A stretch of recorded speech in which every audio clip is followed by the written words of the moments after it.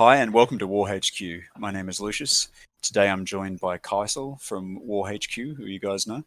And the subject of today's episode is going to be the Necron faction. And we're going to break it down basically in its roles, its strengths, its weaknesses. We're going to examine the tactics they use. We're going to examine individual ways to use them, the individual units themselves, and see, and get your opinions and feedback too if you like to do that. So, I mean, what's a Necron? It's basically the T1000 has sex with your toaster, stick a fluoro globe up its ass. You've pretty much got a Necron with its gauze technology, or gauze if you're in America. So, Kaisel, what's your first opening thoughts on the Necron race as a whole? Like in Kill Team, if you could sort of pigeonhole them somewhere as what they're good at, I guess, like not their strengths, but just sort of their role and purpose. Are they a shooting team? Are they a close combat team? What are they? That's a hard one because I wouldn't say they're a shooting team. They're definitely something. You've put me on the spot with that one. With some of their abilities and that sort of stuff, you can pretty much hold things and be annoying. I don't think they're a good shooting team. You don't think so? No, not compared to some other factions like Tau and that sort of stuff. I think the strengths do lie more in melee, which most people don't take advantage of. So, I don't know. They're not really great at anything. I don't know. Like, I always see them as a wild card sort of faction because they have a unique ability which no one else has, right? With their reanimation protocols. There's no other faction that has that. So that kind of makes them unique and durable, I guess. So they're a durable. I think they are a shooting team, like primarily, like but like you said, they're stronger. Like the way that they're being used recently, like within play, and the way that you like to use them is more of a close combat focus with a little bit of shooting backup, right? Yeah, That's how you prefer to use them. Yeah, going on what I was saying before with the holding defensive, when you take the reanimation protocols into account, if you are behind cover shooting, they're annoying because we'll explain later why, but I can see shooting there, but the way that I tend to play them, I'm more aggressive with the melee aspect of it. So that's where I want to say, like, not many people use them as a close combat melee faction. They would use them more as a defensive shooting faction, which doesn't really win you the game a lot. Sure. Yeah. No, I see what you mean. And so what we'd really say there is they're durable, so they're a defensive team. You're saying, right? But the way you use them, as opposed to most, is more of as a close combat team. You're saying, and like you've played in tournaments with them. I played against you with Necrons heaps. And that is your favorite. I know that's your favorite way to play them is as a close combat assault team. So you actually have a different perspective on the Necrons, and that's why I wanted to talk to you about the Necrons. Instead of me just doing this myself like I normally do with the faction breakdowns, I don't personally play Necrons, but I've played against you a lot, and I've played other Necron teams in tournaments as well. So so I thought we'd get a different perspective on Necrons. Not saying that shooting's the wrong way. Like if you can make it work, make it work. I really think the Immortal and its shooting ability is probably one of the best in the game. I mean, it has a choice between elite killing weapon or a horde killing weapon. So I think that makes it very strong. I think the Necron warriors are a little bit underwhelming, I guess. Yeah. But there are some other good units though. All right, so that's the basic, like just a role, like how you sort of see it. Let's have a look at the actual strengths themselves and sort of see what we think, like what makes the Necron team tick, like what are its primary things that make it awesome, I guess is what we need to look at. I know the first one that I think, obviously, I'll just get the obvious one out of the way first and then I'll throw it over to you, is the reanimation protocols, right? We sort of briefly touched on this before, but I mean, there's no other real team that can do this at all. So, I mean, if you're using cover all the time and you're advancing in turn one on that, Mhm. you can only really die on a roll of 5 on an injury roll, which is Yes. insane, Yeah. right? So I think no other team can do it. I think this is their primary strength, and this is what makes them the wild card team, in my opinion, is because they're just so frustrating to fight against. Because it's like, especially if you've got really good weapons, like I remember I fought you with Tower a lot of times, and you pull out the rail rifle, and I go, oh yeah, you'd rolled 3 damage, and it's like, yes, you're dead, and then it's like, it'll roll like 4, 5, 6 or something, you know what I mean? And it'll be like, you Yeah. reanimate, right? And then you lose all your flesh wounds as well. Which is, Yeah. I don't know how a Necron has a flesh wound since they're machines, but it doesn't really matter, I guess. Yeah. And Let's not overthink at Games Workshop. anything It's like that's like an auto hit multi hit weapon, you just laugh at because you know that like statistically there's going to be a 6 in there somewhere. yeah, of course, yeah, and I think yeah, when you take that into account, and you take into account like being able to use cover, and I think as a Necron player, you'd agree with me. I mean, I know Hmm. I always seem to kill you when you're in the open, right? Yeah. But when you're behind cover, it's very hard to kill you. You got to get lucky, basically. Yes. So I think, yeah, that ability to be able to use cover and be almost impossible to kill is pretty tough. Yeah. Uh, Yeah. which no other team can really do. I suppose beyond something like Death Guard, which has the disgustingly resilient and you can save on a 5/6, which makes it probably as good as that. Hmm. Yeah. So what's some other strengths you can think of? Oh, there. We'll get more into it later, but some of the dynastic codes will give you a fairly good advantage depending on how you play. Yeah. Won't go into it because we'll save the best to last. Well, probably not last. We'll talk about it really soon. But yeah, there's I don't see too many strengths as good as the reanimation protocol, um, but it just depends on how you play them. That later on, when you start stacking up dynastic codes and other tactics, you can really mess with people's days. And that is worth mentioning too, is they do actually have some really good tactics, like better than a lot of other factions. Like the factions I play, if I had tactics like the Necron, that'd be pretty cool. Hmm. You know what I mean? They've got that one for 1 CP where you can shoot again. You know what I mean? Like if you've got a Gauze weapon, it's crazy. Yeah. Like you can literally, have 2 extra shooters in a turn with that. Like if you're going to use your 2 CP, Hmm. that is broken. It's so good. I really, yeah, definitely their tactics and their dynastic codes, as you said, can make them pretty broken, like in Yeah. some aspects. Yeah. Another thing I'll mention is their leadership. A lot of people like overlook this, True. but they have pretty much the best leadership in the game, right? Totally. Like out of anyone. Totally So forgot about that because I don't really think yeah, about it because I don't need to.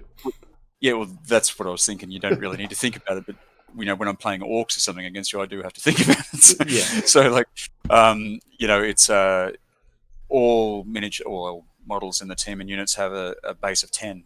So I mean that's insane. Yeah. It's really good. Um, Another one I was thinking too is they basically all have marine stat lines as well, which is another really big strength. So they're an elite. They're pretty much an elite kill team when Hmm. when you break it down, and which means they're going to have a smaller number, but they do have very good statistics. You know what I mean? Like as far as like an immortal, if you compare an immortal to a marine, the only thing that's different really is the immortal has better weapons, has better leadership, and has less movement.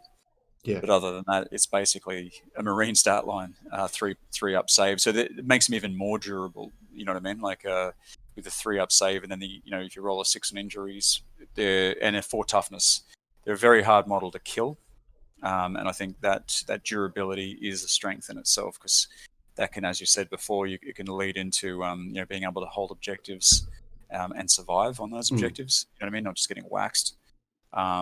And soaking up fire from heavy weapons as well that would normally Yes. kill anything is actually an advantage to you as a Necron player.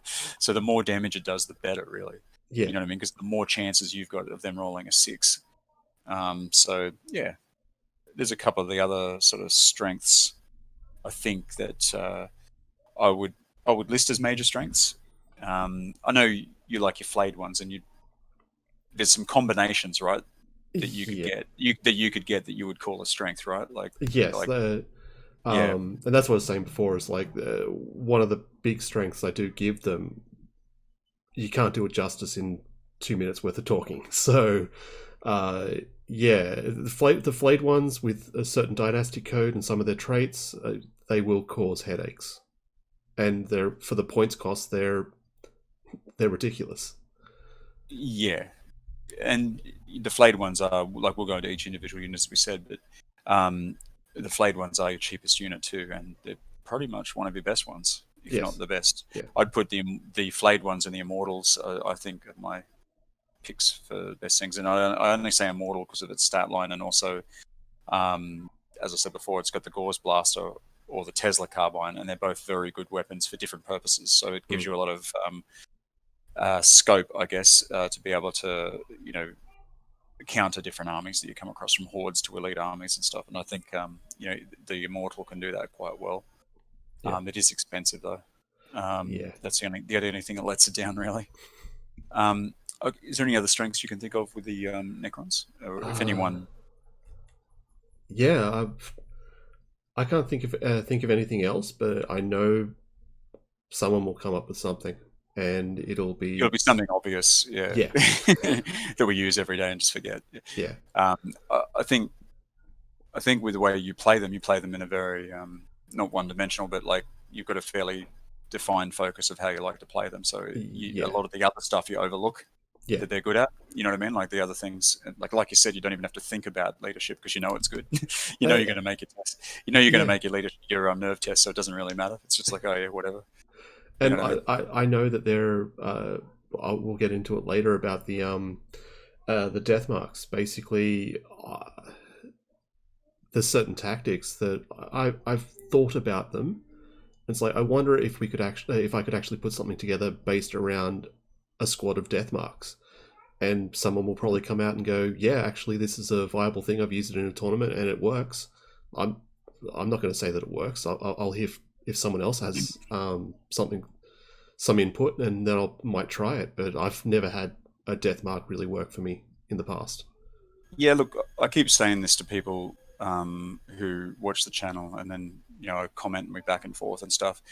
And it's like there's more than one way to skin a cat with kill team. Like people get locked into these meta lists and stuff of like, oh, it's the best shooting or something, I'm just going to do that. You know what I mean? And I think you got to get a little bit creative, like Mm, and try the different aspects of the force that you're using, especially with Necrons. I mean, they're not the most diverse sort of team as in options. There's not many options, but like they yeah, do have different play styles, and you should examine those before anyone just says, it's shit, like because you don't use this or something. That's just not true. Like what works is what wins you the game, right?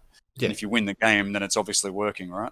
That's yes, that's how I always see it. So, and then if you're always going to use the same thing that everyone else uses, then people are going to have a counter for your list because they're going to know that you're playing, say Necron. Okay, you're going to have like 3, 4 immortals. You're going to have some warriors, maybe a couple of flayed ones. Something, that's what they're probably thinking in their head. You know what I mean? mm, When you sit down opposite them, obviously you've got your command roster, but you know what I'm saying. yeah. And I think especially if you start bringing out the same thing like week after week, people are just going to get used to what you're doing and start trying to counter it, and there goes your plan. That exactly. It's like that. Remember you and I played uh, you know tabletop simulator recently. mhm. There's a movie here. We'll upload it up there somewhere.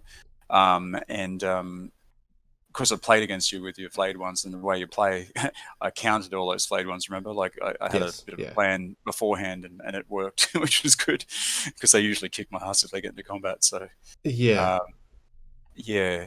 So yeah, I mean, like this is just notes for people at home. Like if you're interested in tournament play, I mean, if you're not, then it doesn't matter. Like if it's just narrative play you're into, then just have fun. yeah, But as far as tournament stuff goes, yeah, you've got to always be one step ahead of the opponent with, and the current medalist as well. You've got to be one step ahead of it a little bit if you want to be really competitive.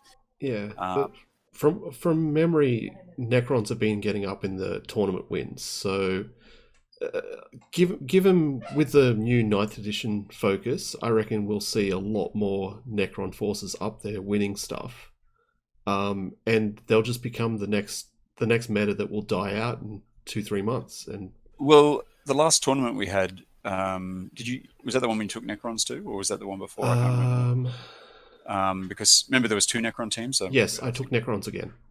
yeah. So with that, I think is that the tournament.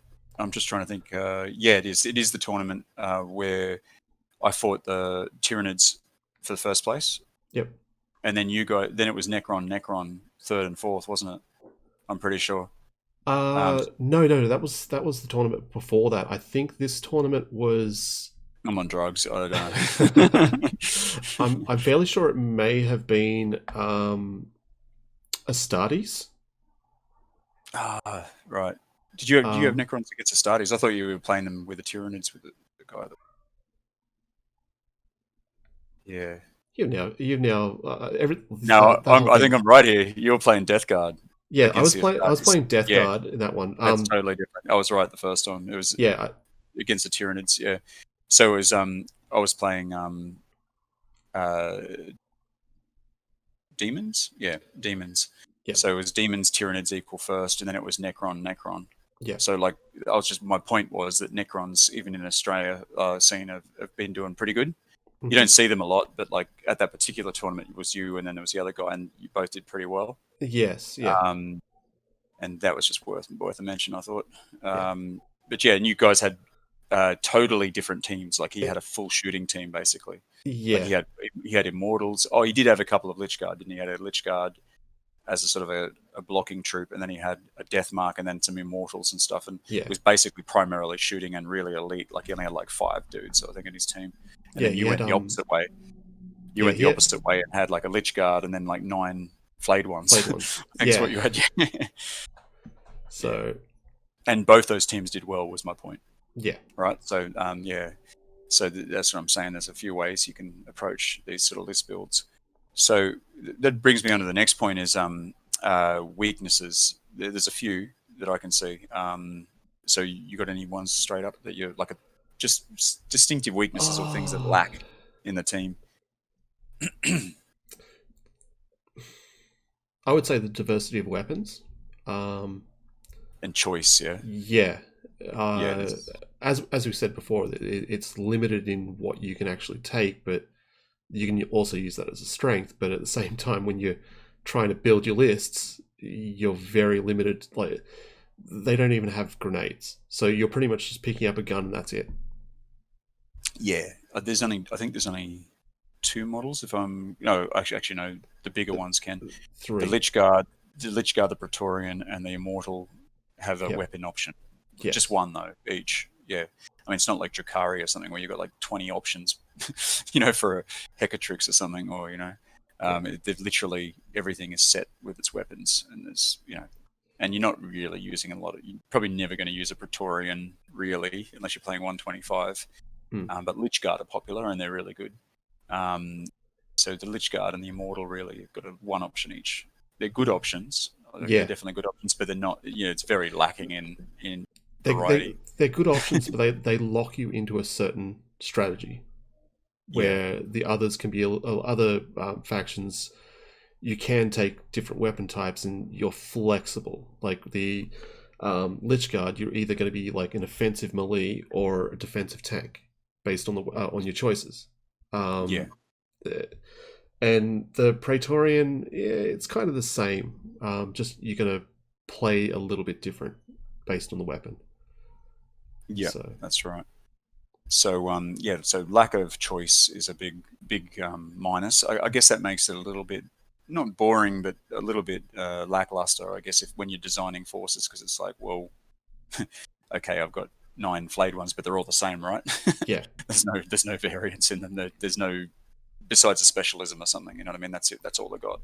yeah, So that's one thing that could turn people off. But I think we've talked about this before, and I think that makes them a good beginning team, like a beginners yes, team. It's very forgiving. Like it's easy to build the lists. It's not one dimensional, but it's easy to get grips on how it's played. the Necron Hmm. team, and it's also very forgiving in the fact that you can survive death a lot of times, which as a new guy is probably a good thing. Yeah, yeah. Well, Because you're going to put yourself in bad spots, and that 6 roll will save you. You know what I mean? yeah, Like your bad choices, I guess. So it's a good beginners team, I think. yeah. Necron. It was the team I started with as well. So, and Yeah. the guy that convinced, like, well, I'm going to say that you definitely got me back into this, but you Mm. referred to one of your friends that you played with to what team I should play, and he convinced me to get Necrons because he plays Necrons, and he was that guy that I ended up losing to and getting fourth place, and he got third place. So, Yeah. um, Yeah, that's right. and while I was learning, yeah, definitely the reanimation protocols helped me stay in the game long enough to keep my interest. So Yeah. if you basically like let's just say like one of the starter packs and that sort of stuff, and you put someone Astartes versus Tau or something, you just wipe the board with Tau, like with the new Astartes player, they're probably not going to play. You put a Necron, and all of a sudden you may actually last a few more rounds. Then that person is probably more likely to keep playing. Yeah. Especially since they nerfed Death Denied. Yeah. Made it 3 CP. That sort of stuffed the Marine team up a bit. But yeah, no, that's cool.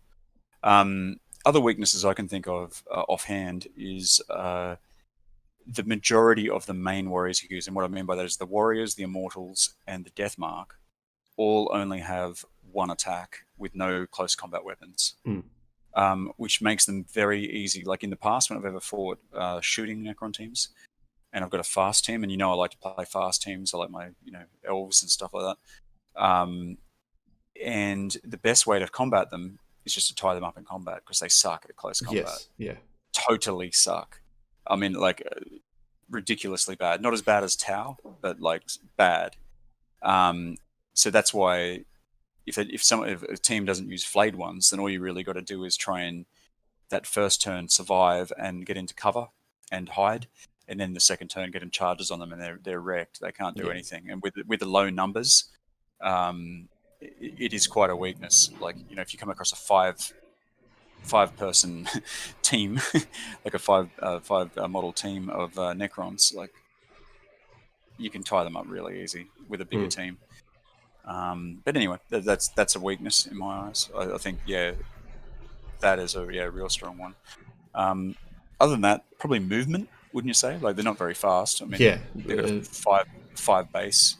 Five movement is definitely one of the worst aspects of them. So Yeah, it's one of the limiting factors with the close combat list you have too, yeah. is that you're not getting any bonuses. Like a lot of factions have like bonus like a reroll charge or or a bit faster. So that for turn one they can advance and that. Hmm. So that's a bit of a weakness. But I guess the flayed ones can counter that with they can drop in 3 Drop flayed in. ones, Yeah. right? Yeah, so within 5 of the enemy in turn one, which can counter that a little bit. So you can get them right up close in the enemy's face on turn one, and then turn two get those charges on. Yeah. So that's an option as well. Yeah. And you use that a bit Yeah. pretty effectively. Yeah, cool. Any other things that stick out to you? Weapons, you said, like maybe the main warrior type, which is the Necron warrior, isn't very good generally. It's shit at close combat. It's not the best at shooting. Yeah. It's I not would. bad. It's not bad, but like for the points cost, there's a lot better things, hey, in other teams. Yeah. I Um, would say for the points cost, your filler models are overpriced for what they yeah, can't do. that's right. They've basically just got a bolt gun, but it has a -1 AP, which isn't bad, but it's Hmm. still rapid fire one. You know what I Yeah. mean? It's still a rapid fire weapon. I don't really rate rapid fire weapons too high, but they're not that bad really. But not great. It's not the best thing in the world for Mm. the points cost. 12 points base is the same cost as a Marine, I guess. So then sort of on parish. I mean, they've got one less save, the Necron Warrior.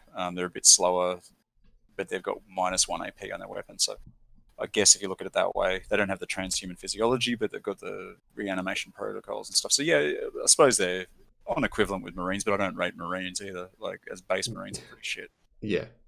Like for kill team, that is. Like they're okay, but they're not great. Um, yeah, no, that's cool.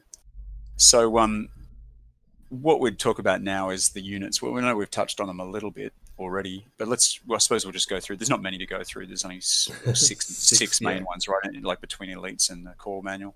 yeah. So we talked a little bit about the Necron warrior. Is there anything else you can say on that? Like, so it's got a gauze flayer, just for everyone at home. If you don't know, you haven't seen it. And as I was saying before, it's rapid fire 1, 4 strength, -1 AP. That's it. 24-inch range. Rapid fire weapons, as you know, you're only getting 1 shot basically, unless you're at half range. So 12-inch and under, and you're getting 2 shots. So, that's your filler. That's meant to be your main troop type. Yeah. But it's not My great. my opinion on the warriors is you better have a good reason to take one. Yeah. Well, Yeah. I'd throw a flayed one out there any day over a warrior. And for the 2 points cheaper as well. Yeah. So like, unless you're basically throwing comms on it and putting it near a death mark. Now there's a legitimate reason to have a warrior, right? Yes. Yeah, is as a comm specialist. Yeah, so that's something. There's a bonus. There's something that's good about them. Yeah. But they can't be snipers. They can't be demolition. They can't be any of the good heavy weapons. They can't have any of the good ones that would actually help it. You know what I mean? Like demolition would probably be a good one for it, or sniper. But they can't do those. So comms is something I'd give a bonus to on that one for sure. I'd probably back it up with an immortal. You know me, I'm not massively in death marks, but they do have some tactics for them. Yeah. Also leader. So yeah. Oh yeah, leader's a good option too. Yeah, you can whack it in the back line, but you can make a flayed one a leader if you're going to go for cheap. You could always just go flayed. Yeah, flayed one can be a leader. Okay. You should know that. I generally don't put them as the leaders. So yeah, I think you use your lich guard, or the sometimes you have a warrior. Yeah, the lich guard I usually do as a combat specialist. Yeah, I could be wrong with that. With the leader, it's been a big day at work. Yeah, it has. Yeah, so that's cool. All right, so Necron warrior. Yep, we've talked about that. Now they've got the 4+ save, and now the next troop type, which is the immortal. Yes. Goes to the 3+ save. So they're basically the same stat line for anyone at home there, but they have a 3+ save like a Space Marine. So that makes them pretty cool. But what makes the Immortals really cool is their weapons, right? Yes, yeah. So as you were saying before, one's an elite buster and one's a horde buster. So yeah, so I'll go through the Gauze Blaster is like a better version of the Gauze Flayer. So it's rapid fire 1 as well, but it's strength 5 and -2 AP. Now that's a decent weapon. It's not bad. I mean, the rapid fire 1 is a bit meh, but like once you're in a bit closer, it's decent. Like 2 shots at strength 5 -2 AP is not bad. You know what I mean? And then the counter of that is the Tesla Carbine, right? So Tesla Carbine Assault 2, which is good already. Assault 2 is better than rapid fire. But it's strength 5, 1 damage, and every 6 you roll with a hit does 3 hits. So this has got horde applications, right? So like if you're going to fight hordes, then Tesla carbines are great. So what about you? Would you, in your roster, if I was building this myself as a roster, I would have probably 2 immortals in each of 2 immortals with Gauze Blasters, and then 2 immortals with Tesla carbines in my roster. yes. You know what I mean? So then you could choose which way you want to go with them. It would be probably the smartest bet there, I guess. Yeah. And any other notes on the Immortal? I mean, they are all pretty one-dimensional kind of troop types. There's not really any options, so it's kind of that's what they are. Yeah. They've all got this. Yeah. As I said before, the weapons kind of lock them into their uses. So throwing 2 of each into a roster is definitely going to help you, based on what your opponent's about to table. So exactly, and that's it's just essential. Like anyone, like this is another hint for people at home who want to play competitive. A lot of the shit is won in roster builds and successful, like really good competitive roster builds. I've seen some players come in with they might only have 6 models or something, and then they just use they don't have a roster. They just have a one list fights all, and that's a very 40k kind of approach to playing the game. Where Kill Team isn't like that. You've got an option there. You've got 20 guys in your roster, and you can choose from those guys who, when you go to fight an opponent, you can sort of second guess what they're going to use and pick the warriors that you want to use in that team, in that Kill Team. So that's what makes Kill Team a little bit more competitive, I think, in my mind, than 40k. Is it's not a one list take all. It's literally like you design the list as you're right there in front of your opponent, which is which is actually funny because that tournament we were talking about, I tabled two. Yeah, it was basically, I'm looking at it now. My roster consisted of 7 units out of a possible 20. you only use 7. Basically, it's like, here's my roster, and it was only 7. Well, there was multiples, but basically, Yeah, 7 types, and I don't know what my opponent was thinking, but yeah, it worked for me. But it would have been nicer to have a more flexibility. Yeah, well, another option there with the smaller elite teams is to have that same 7 and then replicate it again, and then take it as a different dynastic code. You know what I mean? Like, so have a couple of options for your sub faction. If you don't have the options and troops, like with Necrons, then you have multiple sub factions, and I'd say the same to Harlequin players. You could literally, with Harlequins, you could literally take 3 separate sub factions with the same troops. Like, have the same troops, but then just 3 different sub factions, and they all have different abilities. You know what I mean? So, like, and then that can be your customization for each of your opponents instead, since you don't have the the diversity in your team members. That's Actually, just another point. I'm incorrect with what I said before. I did take 2 lists, but there were a total of 20 units between it. But when I sat at the table, I literally just like threw my hand out and just went, "Here's the list I'm taking," like without even seeing the guy board his units. It was just like, "Yep, these are my 7, or these are my 10." Oh, really?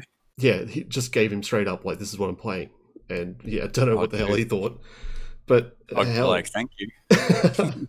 I'd be like, but "Thanks for that. I'm not telling you what I'm using." yeah, but then again, the Necrons, like, what variation? Like, if you're gonna like bring a list that has like 9 flayed ones and and the rest is just like random things all over the place, people are just gonna go, well, he's gonna definitely start throwing some flayed ones out. Well, you know what I'd do in that instance? I'd put, like, if I wasn't going to take 2 dynastic codes, I'd have like 5 Lich Guards on the list, and then I'd have like 2 Praetorians, and then just some real curveballs. Like, Yeah, so they think in the back of their mind, "Oh shit, is he going to take the 5 Lich Guard list?" You know what I mean? Like, well, how am I going to counter that? Because they're really tough. yeah. You know what I mean? Like, and it's always that fear then of it was like when I played Drukhari in the tournament. I had a grotesque on my roster. I had like some other big things to threaten them with. So when they read my roster, they were like, "Ooh, what are we going to do if there's a grotesque on the board?" You know what I mean? Like, it's going to kick our ass. But yeah, just little handy hints for those that are interested. So the next unit is the flayed one. So, I mean, take it away with this one. This is your favorite unit. So. Yeah, by far the most underrated and underused unit out there. When I first started playing, I was told, don't use it. Like, it's 10 points. It's useless. Like, you got to get them in combat. And then when I started reading some of the tactics and also the dynastic codes, I was like, hang on. Like, if you were to start using these with the proper dynastic code and using the right tactics, they can be up in your opponent's face really fast, and they're scary as hell. Especially when you start abusing their re-rolling to hit and also re-rolling to wound. That's right. So for those that don't know, that the Flayer clause is what they have.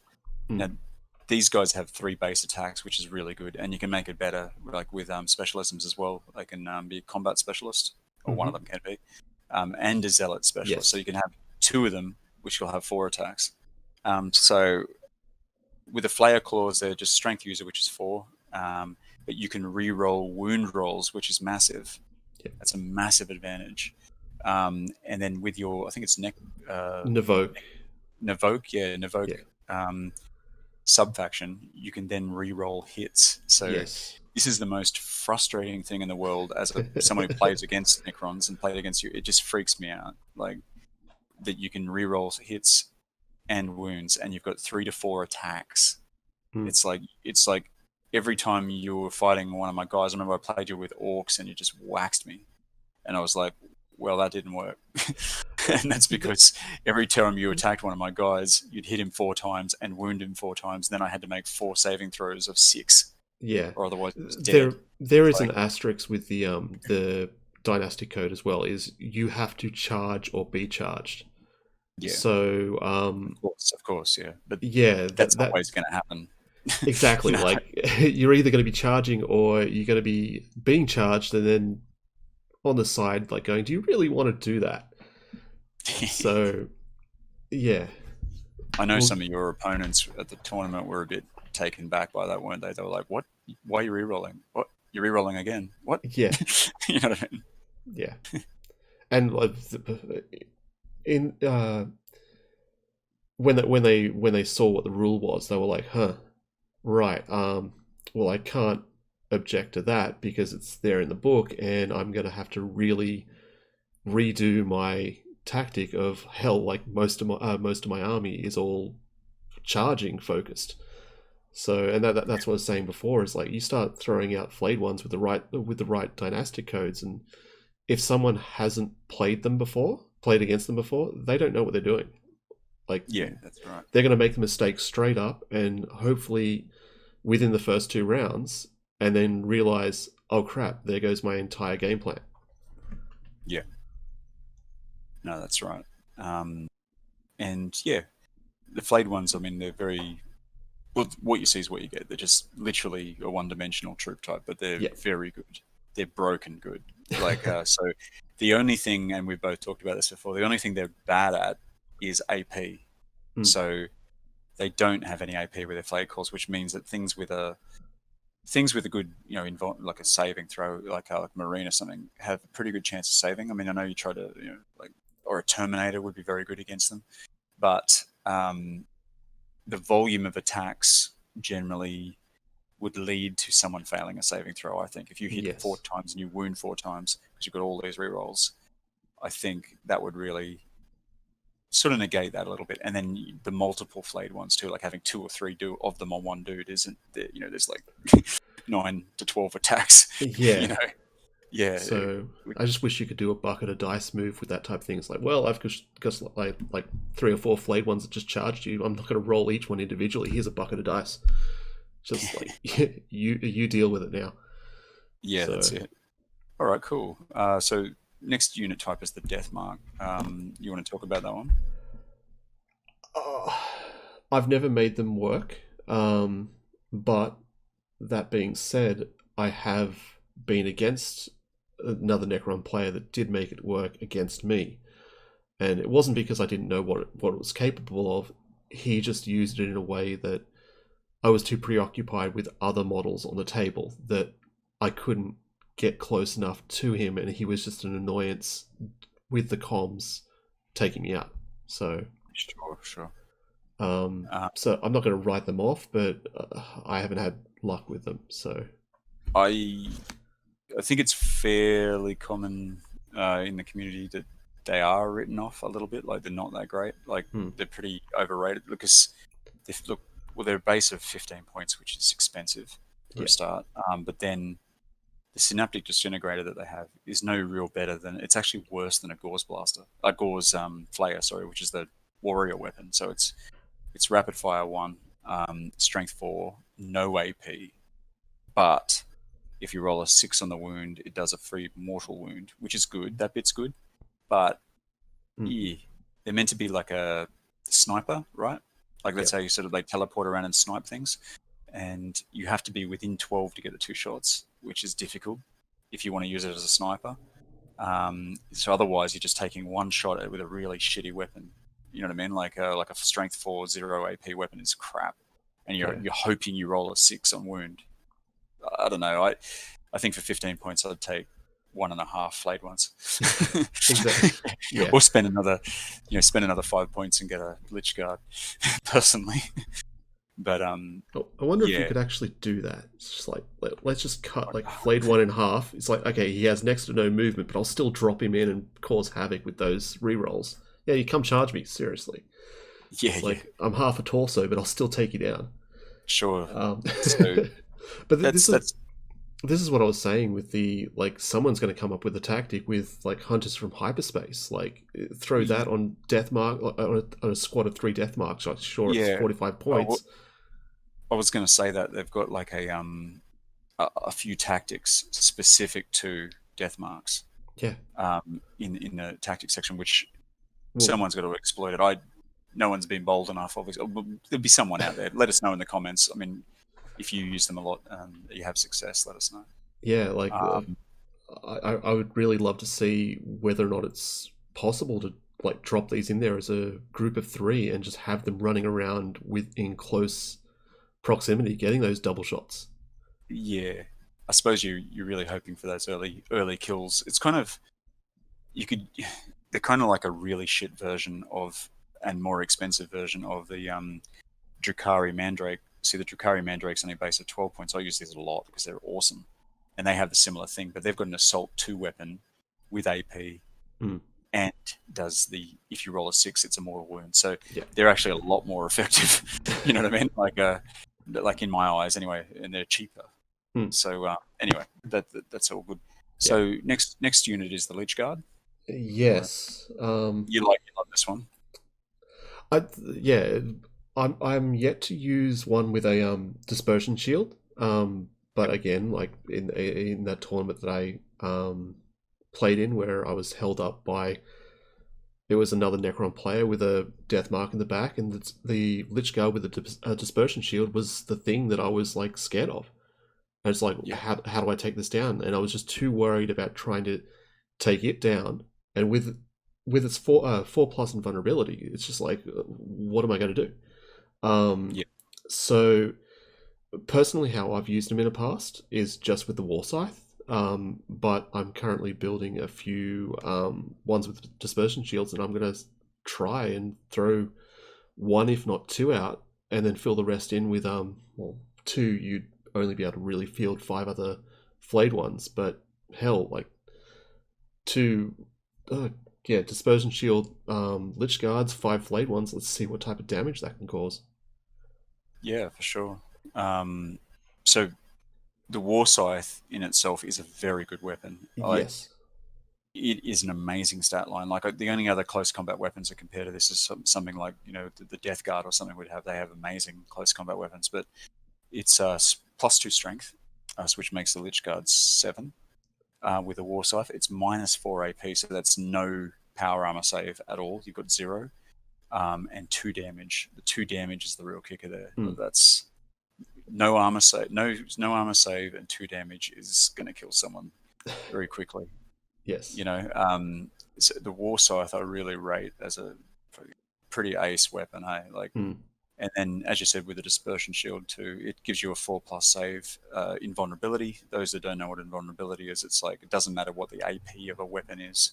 Basically, you just use your invulnerability save, and it's like a Harlequin, or something like that. As good as that, which is great. Mm. It's really, really handy thing. Yeah, cool. Other than that, it has it's pretty much the same as everything else. It can be a combat veteran zealot, which is all handy, and it can be a comms too, which is unusual. But yeah, Yeah. Personally, in the teams that I take, I'll throw. I have my War Scythe in there because my opponents always see that as like, ooh, that's the big model. That's the one he's actually more interested in saving. And it's actually like, no, no, no. I want you to go for him because my other flayed ones are going to do the job. yeah. So Do you find that your Lich Guard, because of that tactic, tends to die in the game? he survives a lot longer than I expect him to.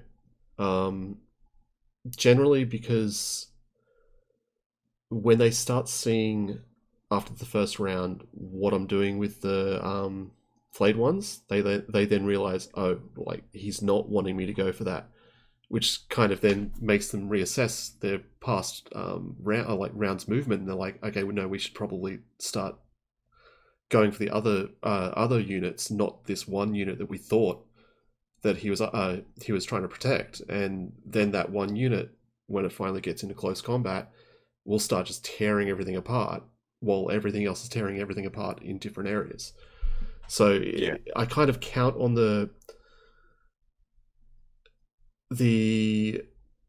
my opponent basically making the wrong decision from the start and then really regretting it. Yeah. That's how I use my Lich Guard personally. Yeah, cool. And then the last unit we're going to talk about is the Praetorian, so the Triarch Praetorian. It's a little bit of a weird price at 26, I think it is. Yeah, so 26 it's to kind 27.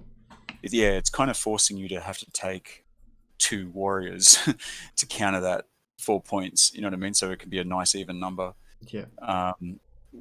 Now it's got some unique stuff, right? Like it flies. Yes.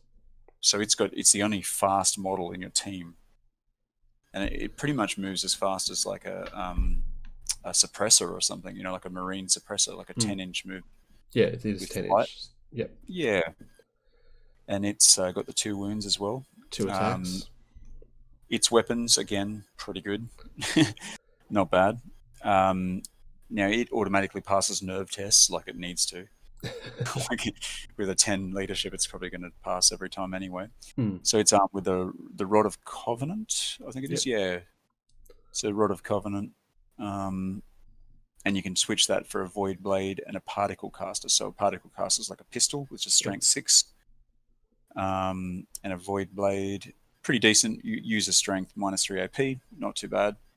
Get an additional attack with a weapon, so it's not too bad. But the Rod of Covenant has a ranged and a melee sort of focus. So the ranged attack isn't bad. 5 strength, 3 AP, -3 AP. Sorry, assault 1, and the melee is not bad either. It's -3 AP, 1 damage. So it's like that's pretty good. It's combat options. Yeah, I think the Lich Guard's kind of got the better weapon, but I guess having that ranged attack is a bonus as well, and the flight. Obviously, you can get to where you want to go quicker. I think the points cost is what turns us off a bit, though, isn't it? I've never played one. Hard if it was 25 points, I think you'd use it because then it would fit into your list. You know what I mean? Because everything, the Necron, because there's not many upgrades and stuff. Everything's it's this point, that point. you can only fit so many things in. You know what I mean? Like as I said, to make that work and say a 100-point list, you'd have to nearly counter it with 2 warriors in it as well. You know, to give it that 24 and then 26, so you can get the 50 points. But that'd be half your force, which would, I don't know. I suppose you could have 5 flayed ones then. Might not be a bad team. Yeah. So that's a potential. Any other notes on the Praetorian? You don't really use it. I haven't seen you use it. No, I've never used one, but when we were talking about this the other week, we were kind of thinking that you could use it as kind of an annoyance factor where you can fly in, fly out, and pistol on fallback and all that sort of stuff. True. So yeah, can't really say much about them. I think I'd probably get it into combat. It's pretty good. Close combat. Cool. All right, so that's the units we've sort of gone through there. Let's have a little bit of a look at the sub-factions. I know a bit more about these than I do. But there are some unique ones. This is where we get into the juice, I guess, of the team. Yeah. So if you've got first one there, what have we got? I've got Sotek. Models in your kill team can shoot ranged weapons as if they were assault weapons in the shooting phase of a battle round in which they advance. So a rapid fire 1 weapon can be used as if it was an assault 1. I get it. Yep, I see where they're going with that. A few factions have this one. I personally don't like it. I mean, a rapid fire 1 only becomes an assault 1. Remember, so you're not getting the 2 shots you would if you're at half range, but you're not getting that penalty either. So I don't know. It's situational, that one. I don't know. Yeah, I don't rate that highly compared to the other ones that are in the force personally. I'd only really go with that if my team consisted mostly of like warriors, immortals with gorse, and death marks. Yeah, Yeah, I even I still, can't see a benefit. yeah, not really. You're not trying to advance them too close anyway. Generally, No. those kind of models, you know, Yeah. you just really want to get them to half range so you can get your 2 attacks. Yeah. Yeah, Unless, which unless, as I was saying before, with the hunters from hyperspace, like maybe someone's made this work. possibly, yeah. So I mean, it could. Who knows? But I wouldn't rate that one. yeah. Next one. Meffert. If a model in your kill team targets an enemy model that's within range and not at long range when making a shooting attack, improve the armor penetration characteristic of this weapon's attack by 1. So Okay. it's okay, but not unless you really want that +1 to AP. Not the worst, Yeah. but not at long range. Hmm. Don't know. Like, see, something like this could make the death mark better, Yes. right? Yeah. So, like you were saying before, if you're going to use that tactic where you're dropping them in close, Yep. something like this could work with the death marks because they'd all get -1 AP on their guns and they get 2 shots each. Definitely. And then they'd get the 6 chance. If they roll a 6 on wounds, they get the chance of the mortal wound. So, if you're going to go that kind of team, maybe this one's not the worst option. Hmm. And also So the Praetorian as well. true, yeah, yeah. So Praetorian flying around, getting into just in short range. Yeah, that's not a bad one either. yeah. Again, not my favorite one, but it's not the worst one either. It's not as bad as the first one. Yeah. So the next one's just Novoke, which we've talked about before. With you can reroll failed hit rolls in the fighting phase for attacks made by a model in your kill team, as if it was charged, or made a pile-in move granted by heroic intervention commander tactic in that battle round. Let's face it, this one is awesome. I mean, if you're Yeah. gonna, especially the way you play with close combat sort of focus, this is there's no other choice, right? No, For you. no. Yeah, this is what you're going to take every time. Yeah. Because it's just so powerful. Like re-rolling all your hits when you can already re-roll all your wounds as a flayed one is just ridiculous. Like, it's Pretty broken, much. ridiculous. Yeah. So Novoke, dudes, that's your money. Yep. As a Necron player. The next one we got is Nihilarch. Reroll unmodified hit rolls in the shooting phase for a model in your kill team if they have not moved in that battle round.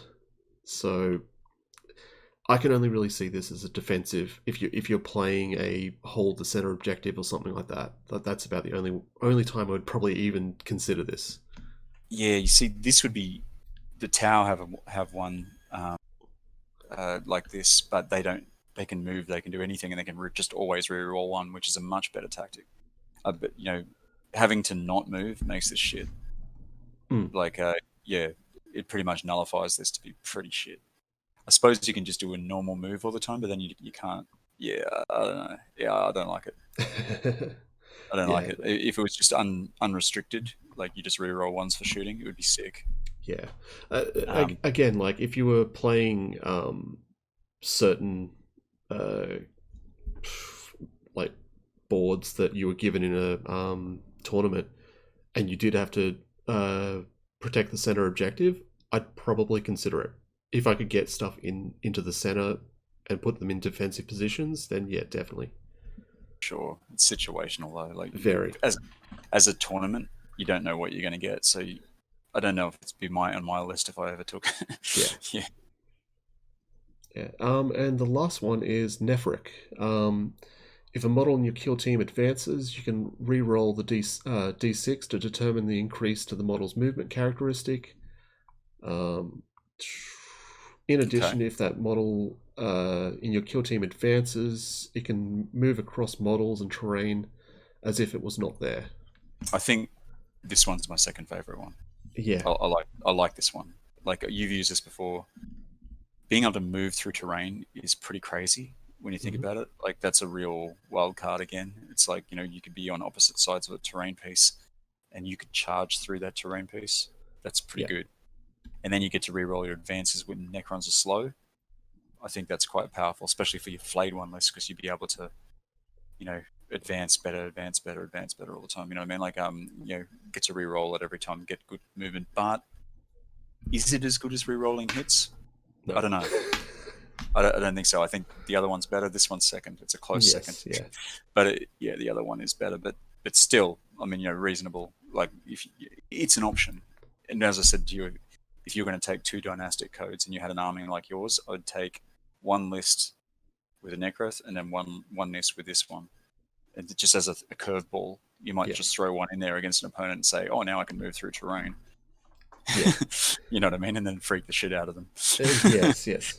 which is quite a cool thing to do to feel. So, all right, cool. So they're the subfactions. What about tactics? Like, this, as I said before, Necrons have a bunch of really good tactics. Now, I'm going to give you my favorite.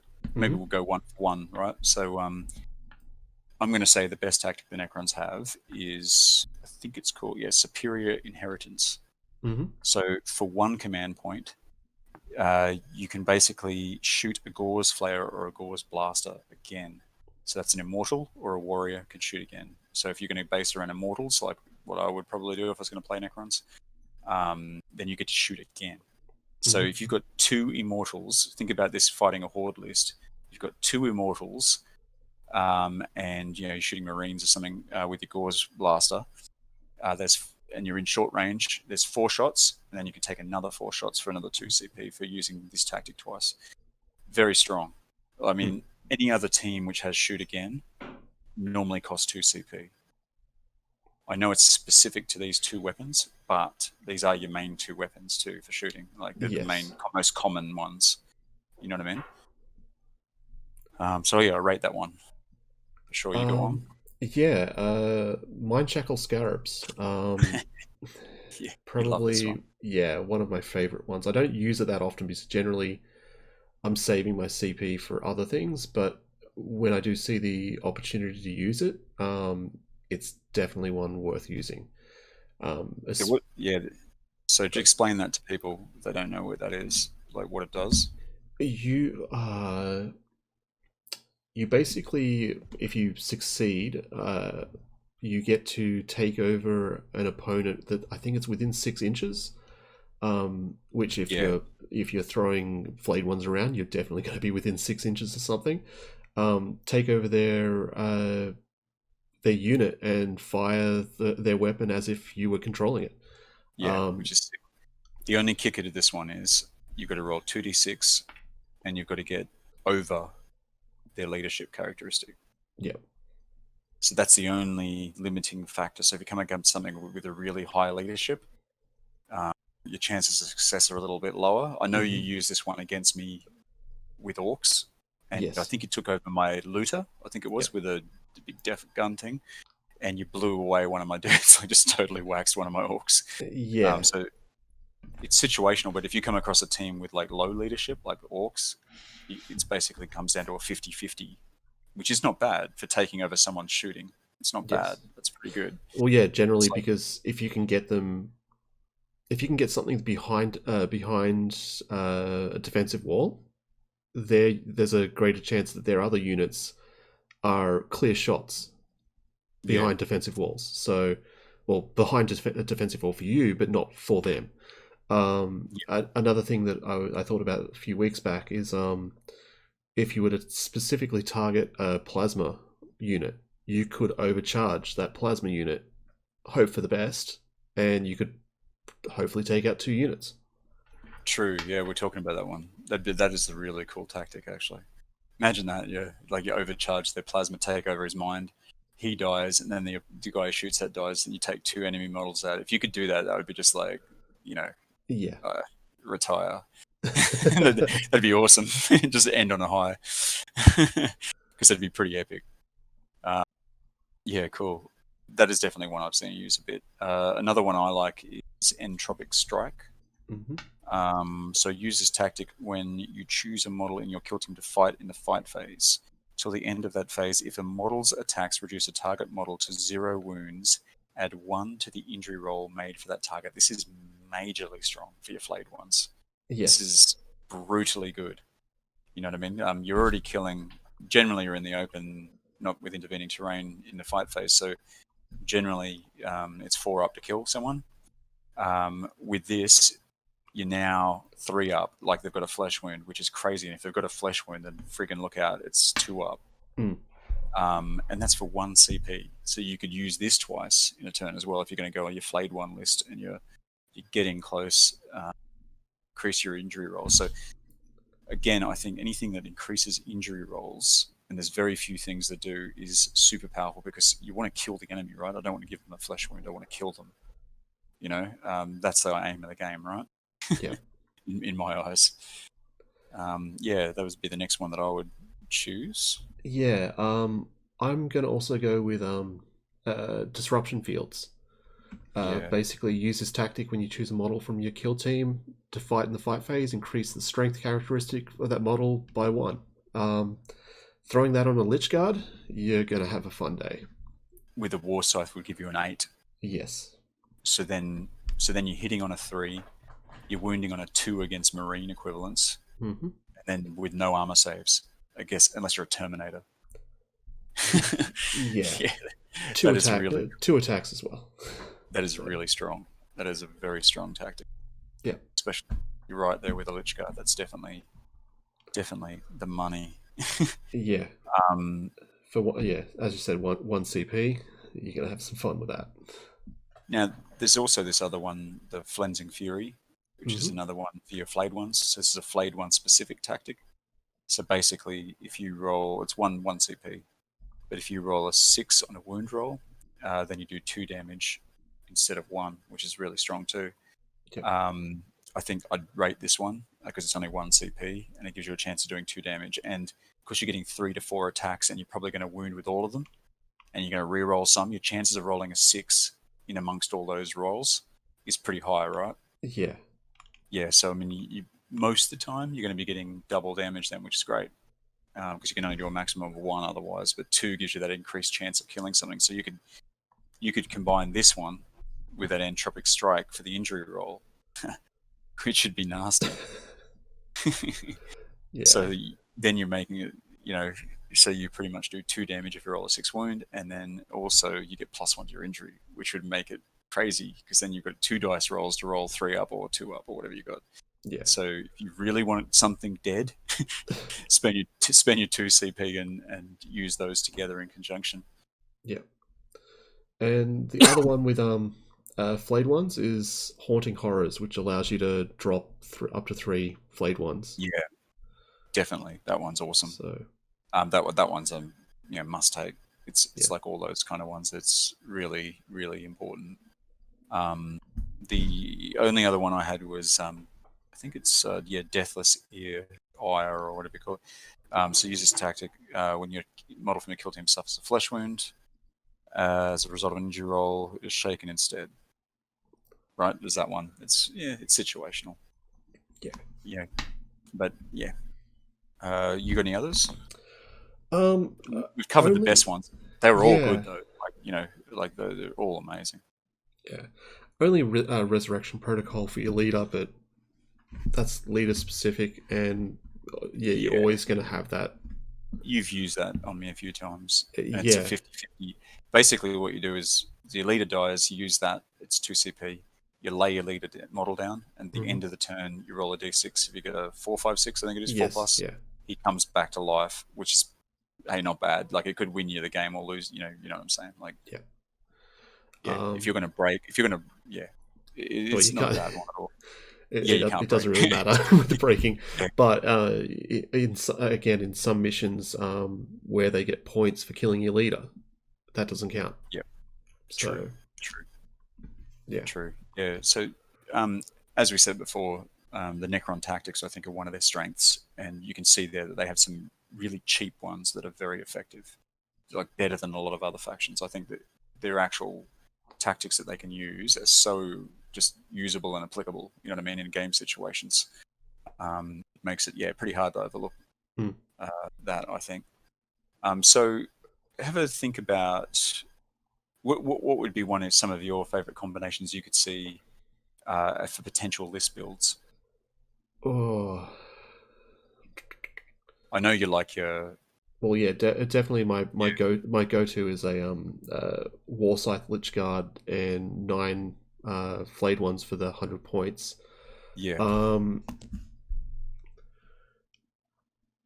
I mean, yeah.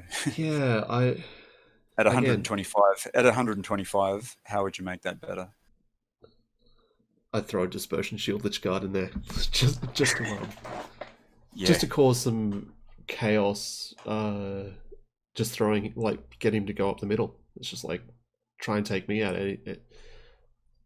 Yeah, they're gonna go for either one, and I yep, reckon he like the Dispersion Shield's gonna be. They're either gonna go for this like the more squishier bit of the Lich Guards, which is probably not gonna end up well for them, where the less squishier is still gonna take out things along the way. So yeah, that's if I was to go 125, I'd just add another one of those. But that's because cool. I like my flayed ones. And So that would still give you 10 models in your kill team at 125. 11. Um, 11? No, Yeah. no, you only No, got yeah, sorry, nine. 10 Yeah. models, yeah, so. Oh no. No, Yeah, 10. it is 10, yeah. Is that right? Right, just Yeah. crazy. No, 10 Yeah, models because 8 flayed yeah. ones Eight and played Lich ones. Guards. Yeah, my mathematication is good. Yes. I can mathematical. So, all right, cool. Yeah, that's a potential list build. Hmm. Can you think of any for shooting, like shooting centric Um, or a mixed bag?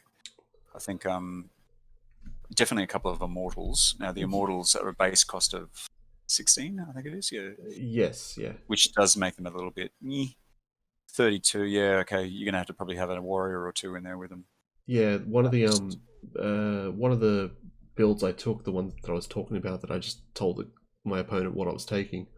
I've got down as a Deathmark Sniper, Flayed One Leader. So yes, definitely you can put a Flayed Leader as a Flayed One. yeah, Regular Flayed One, 2 Immortals with a Tesla Carbine for some unknown reason. Lich Guard with a War Scythe, and a Warrior Comms. Um, so yeah, the with that one, it was basically just throwing the comms and the death mark and just praying that I can have him in the back line, taking things out, while the rest of them either held points or created a little bit of chaos, close combat. But I don't think I went well with that list. yeah, I didn't go badly, but I got more success out of the straight up close combat. yeah, for sure. Yeah, okay. Yeah, the that is the thing with the immortal. Like I'd want to take them, but yeah, they are a little bit limiting with the actual points cost of them themselves. Yeah, 16 makes it. How do you fit that into a 100 point list? I mean, at 125, I think I'd take 3 immortals. mm. Is how I'd roll it, and then I think you'd then need. What have we got there? So that's 32, 48. Yeah, then you need one Necron warrior to balance that out to an even number, and then I'd take my flayed ones and a Lich Guard or something, like you said. I think that'd be the list I'd want to experiment with. I think Yeah. that's the way I'd probably go with. And then you could make the Necron warrior the leader, keep him in the backfield. Mm-hmm. Have your 3 immortals. You can do your double shots, so that gives them. That's like having 5 immortals, like in shooting round. Yeah, I wish Um, I'm fairly sure that's I think you need a to experiment with that. Hey? Like I think yeah. it's a really good combo. Hey? I'm fairly sure that tactic is a annual tactic. Yeah, I think it It might have come out in the box set for the Necrons, like the one they brought out, just yeah, the actual because I don't think Necron it was kill around when team. I used this list. So No, I don't think so. You didn't have it then. The annual wasn't out. I remember when we did that. yeah, Yeah, that's definitely true. I think yeah, there's 2 solid list options. Um, so just in conclusion, I guess, like we've had a pretty good run through on there. Do you have any closing thoughts on Necrons or any tactical advice? Anything you've encountered or anything you can no, share with the world? I've pretty much laid out pretty much all of my experience with them and against them. Um, yeah, it just comes down to just hope that your opponents have no knowledge on the Necrons. That will definitely give you the upper hand because yeah, most people just look at them and go, oh yeah, they're shooty, or what's a flayed one going to do? and then you start throwing out all the tactics and the dynastic codes, and then they really start going ouch. And next week they'll prepare for you, and they're like, okay, I brought something that's going to take down your melees. And then you just start throwing, oh, here's this unit of 3 death marks. Why are you using that? Oh, I've got this. So I think while there's still not what's the word for it? I'm not going to say new, like unknown, basically. While people don't understand how they work, which will change over the next few months, I reckon. Have some fun. So, yeah. Yeah, and just my closing thoughts would be good for new players. Very durable kill team. And it's a real curveball. As I said, you can put some real crazy crap in there, which throws your opponent off, and has unique abilities.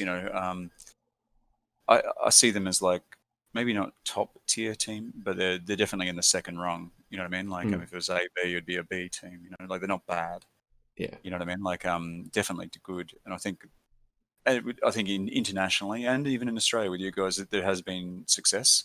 Yeah. With Necrons, I know that before the annual and that there was someone won with Necrons somewhere. I don't know what sort of tournament that was. I'm a bit out of touch with some of the international ones sometimes. But yeah, I think definitely a viable kill team. And yeah, cool. I think we'll wrap that up there. So thanks heaps for joining us, joining me on our channel. But yeah, I think this is a good way to do it. And thanks for your insights on the Necrons. Hope people out there have got some sort of